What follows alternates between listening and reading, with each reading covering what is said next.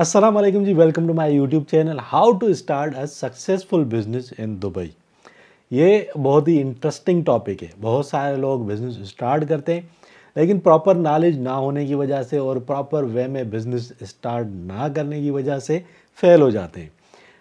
Fail होने से किस तरीके से आप बच सकते हैं, किस तरीके से एक प्रॉपर वे में सक्सेसफुल बिजनेस स्टार्ट कर सकते हैं यूएई के अंदर, उस हवाले से चंद पॉइंट्स मैंने आपके लिए निकाले हैं जो इस वीडियो में मैं आपके साथ शेयर करूंगा। अगर इन पॉइंट्स का आप ख्याल करेंगे तो आप यकीनन दुबई के अंदर या दुनिया के किसी भी मुल्क के अंदर अपना बिजनेस स्टार्ट कर सकते हो और उसको सक्सेसफुली रन भी कर सकते हो।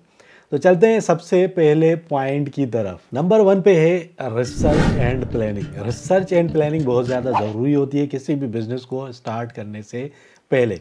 अगर आपके पास कोई प्रीवियसली बिजनेस आइडिया है तो आपने उसके ऊपर रिसर्च करनी है कि आया जिस मुल्क में आप जा रहे हो या जिस जगह आप जाके उस बिज़नेस को स्टार्ट करने का सोच रहे हो, क्या वहाँ पर वो बिज़नेस बूम कर रहा है या पीछे जा रहा है।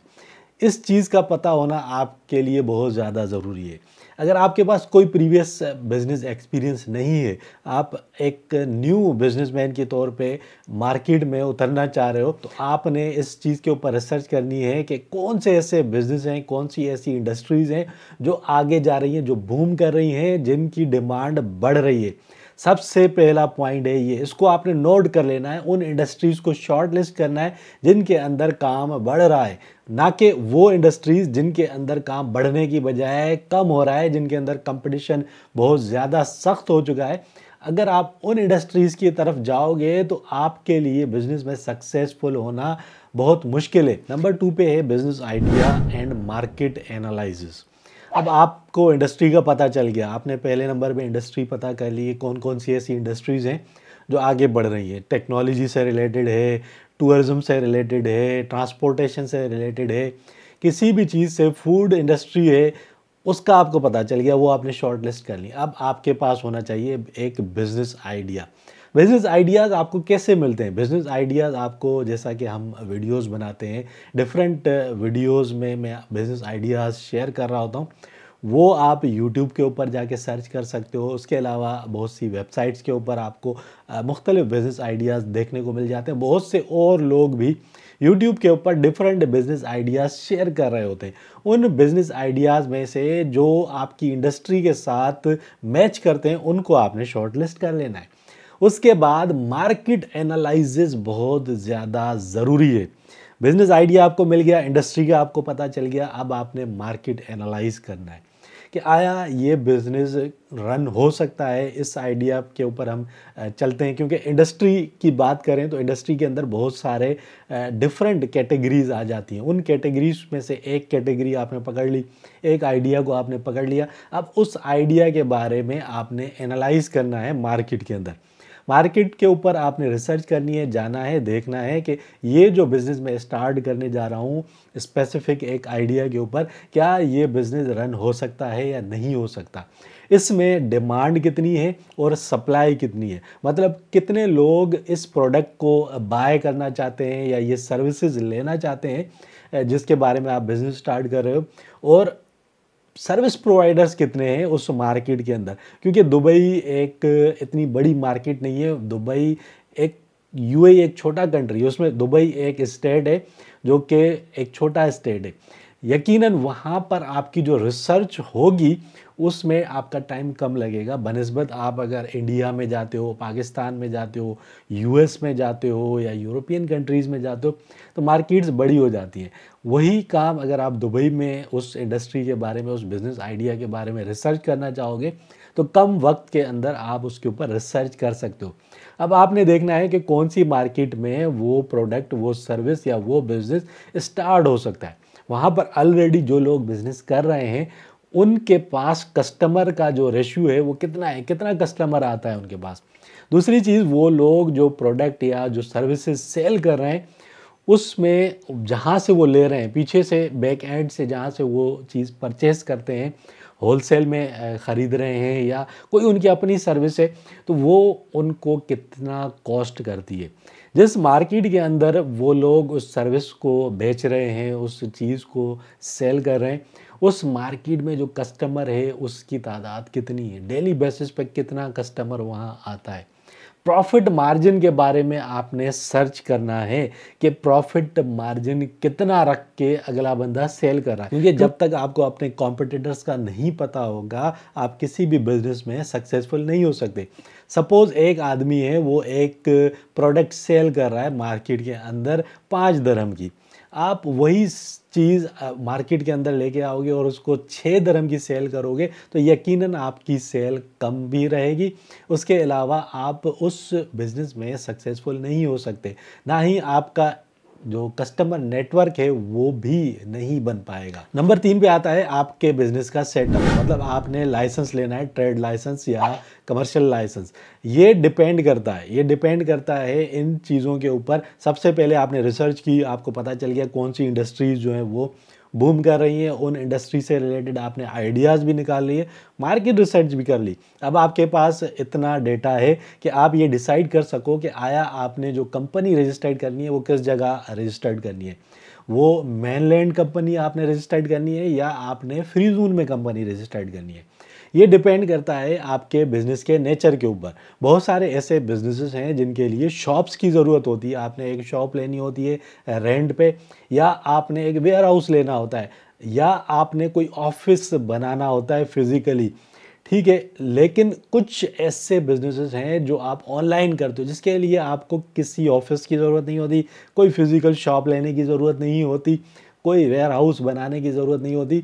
तो इन दोनों चीज़ों को आपने पहले डिसाइड करना है। अगर आपके बिज़नेस की नेचर फिज़िकल है, फिज़िकली आपने चीज़ सेल करनी है, मार्केट में जाके बैठना है, तो आपने मेन लैंड का लाइसेंस अप्लाई करना होगा। मेन लैंड का जो लाइसेंस होता है उसके लिए आपको टेनेंसी एग्रीमेंट, इजारी कॉन्ट्रैक्ट की ज़रूरत होती है। इसमें आपका एक्सपेंस बढ़ जाता है क्योंकि आपने फिज़िकली एक शॉप लेनी होती है, या आपने एक ऑफिस बनाना होता है, या आपने कोई वेयर हाउस जो है वो रेंट पे लेना होता है। उसका आपके पास इजारी होगा, एग्रीमेंट होगा, उसके बाद ही आप मेन लैंड का लाइसेंस अप्लाई कर सकते हो।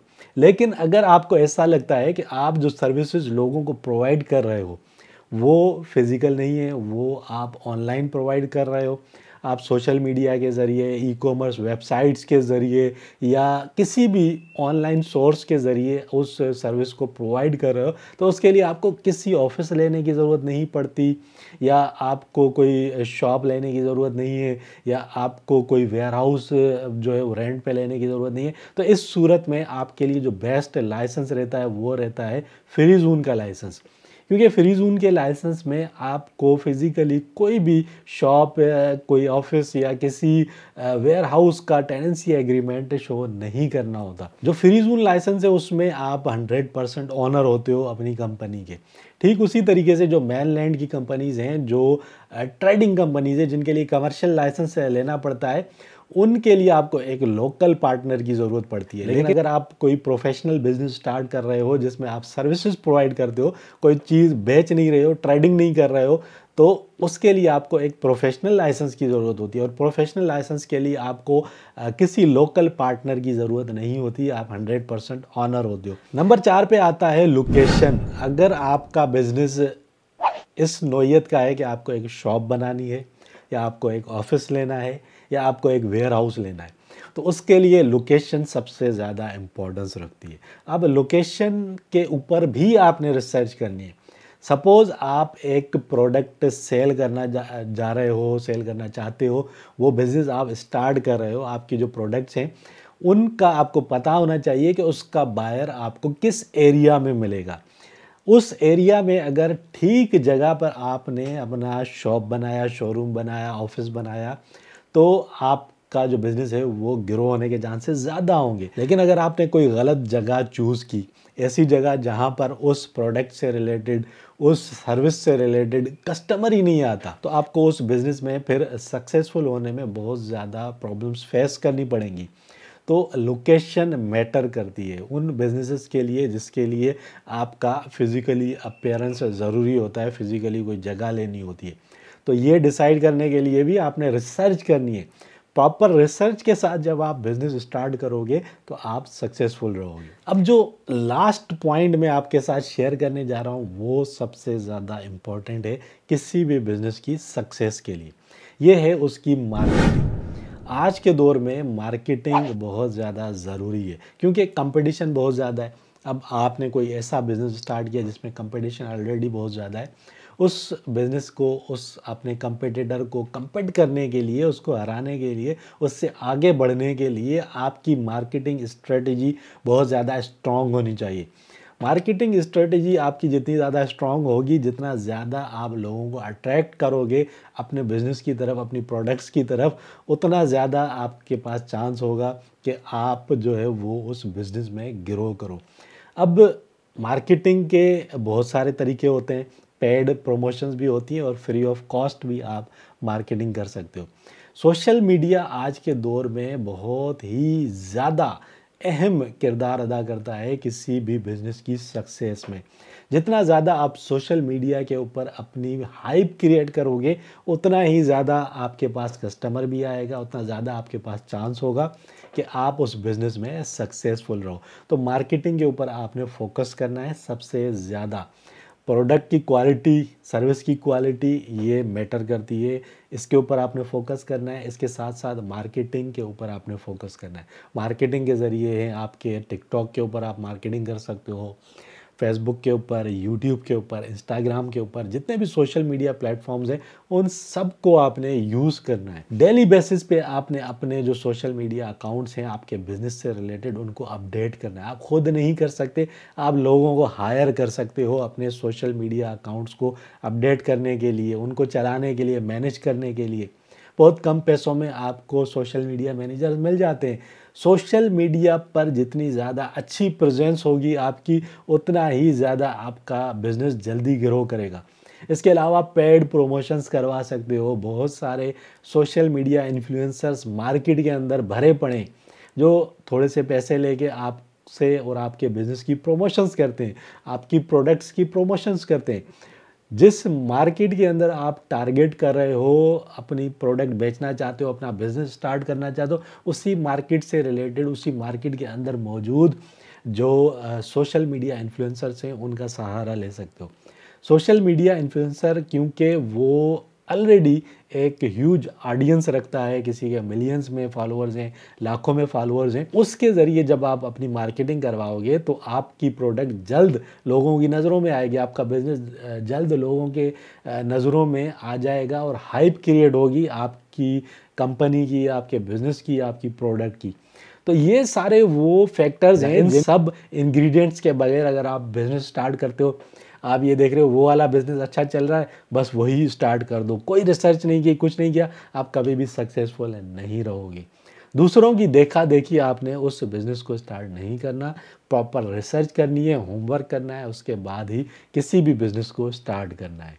तो उम्मीद है ये एक छोटी सी वीडियो आपको अच्छी लगी होगी। अगर वीडियो अच्छी लगी है तो लाइक और शेयर ज़रूर कीजिए, चैनल को भी सब्सक्राइब कर दीजिए और मुझे दीजिए इजाज़त। फिर मिलते हैं किसी और वीडियो में, तब तक के लिए अपना ख्याल रखिएगा।